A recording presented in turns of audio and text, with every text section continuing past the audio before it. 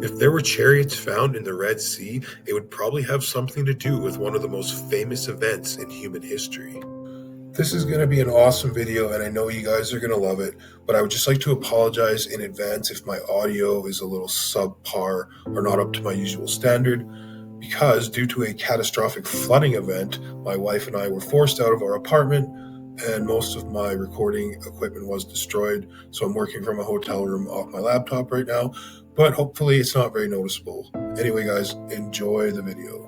What if I told you guys that a new high-tech dive team claims to have found something at the bottom of the Red Sea that looks like a battlefield frozen in time? We're not talking about one shipwreck. We're talking about what looks like the remains of an entire Egyptian army, exactly where the biblical account places it.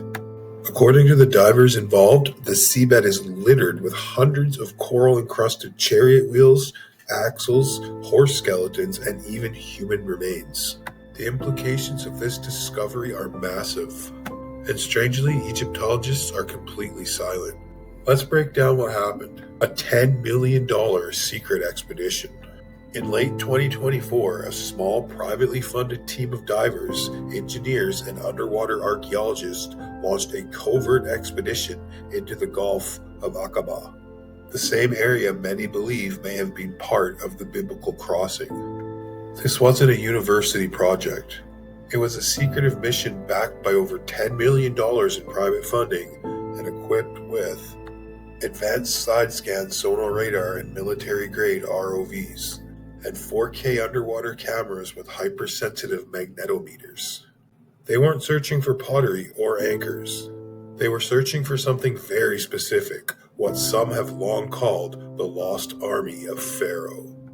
For decades, amateur explorers claimed to have spotted unusual coral-covered shapes resembling chariot wheels, bones, and metal fragments. Mainstream scholars mocked these claims as fantasy, but this new team decided to check those stories using technology no one else had ever brought into that region. The sonar hit that changed everything.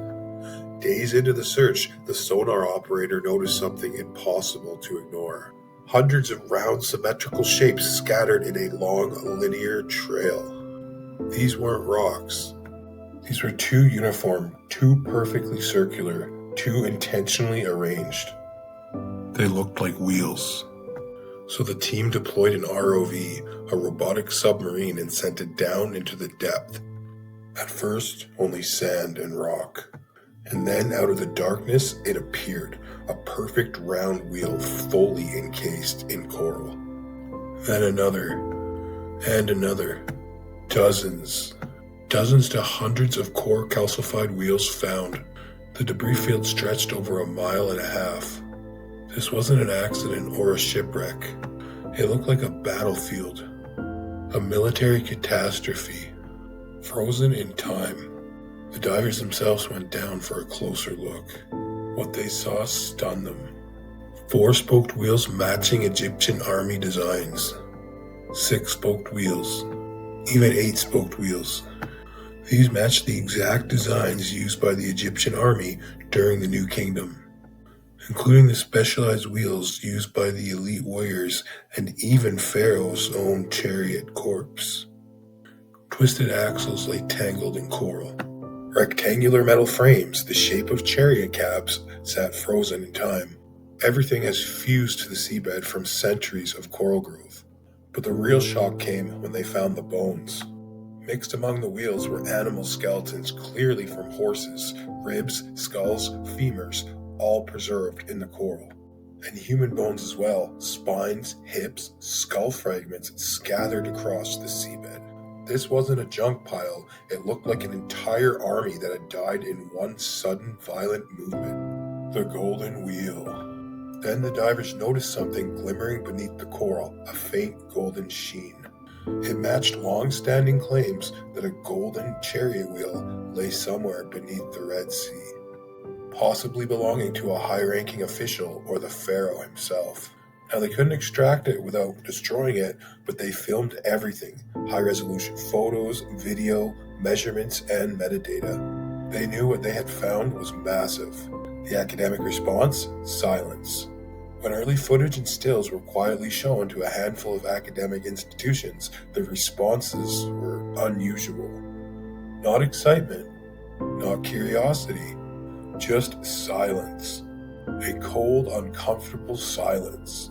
The few scholars who did comment dismissed the wheels as natural coral formations, the bones as random livestock, and the metal fragments they dismissed as unidentified debris. But the divers argue coral doesn't grow into perfect circles with evenly spaced spokes. Shipwrecks don't scatter debris for over a mile. No livestock swims hundreds of feet into the sea and dies in rows. And no storm explains bones, axles, wheels, and metal, while all sitting on an underwater natural land bridge, a perfect crossing point. The divers say the evidence is unmistakable. Someone doesn't want this going public. Things took a dark turn. In early January, individuals claiming to represent a major Middle Eastern government contacted the team. They demanded all the footage be turned over for security and historical review. When the team refused, the pressure escalated. Emails, phone calls, and veiled threats. One engineer leaked a short clip online. It was deleted within hours. Not flagged, but deleted. The account vanished. And even the IP was blocked. Someone was definitely watching. But why hide it? If the remains of Pharaoh's army lies at the bottom of the Red Sea, then the Exodus story is not a myth. It becomes a historical event and one backed by physical evidence. That would force a rewrite of, among other things, Egyptian chronology, along with military history, ancient timelines, and long-held academic assumptions. It would also confirm a catastrophic event exactly like the one described in the Bible, where a fleeing nation crossed a land bridge, the waters collapsed, and an entire army was destroyed. Whatever happened, it happened fast. Fast enough that no one escaped. The deeper mystery. Deeper scans revealed something even more shocking. Large metallic signatures buried beneath the silt, too deep for the ROV. Some are nearly 20 feet long, not wheels, not axles, something larger. Possibly intact chariots, ceremonial platforms, or something belonging to the highest-ranking Egyptian leaders. The golden wheel may not be the only artifact down there. The final question. So where does that leave us? A private expedition claims to have uncovered one of the most important archaeological finds in human history. Hundreds of wheel-shaped coral structures, twisted metal remains. Horses, human bones, and possible gold-plated artifacts. Debris trails exactly matching ancient descriptions. And now the story is quietly leaking out. If the full footage is ever released, it could shake the academic world to its core.